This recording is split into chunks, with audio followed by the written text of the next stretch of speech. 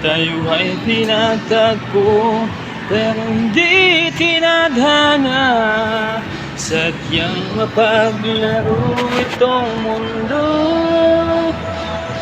Kinalimutan kahit nahihirapan, para sa sariling kapakanan. Kinalimutan kahit nahihirapan.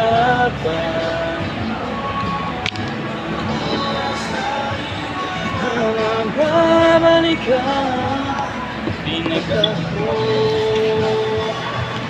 pero hindi tinadhana. Ako ay hindi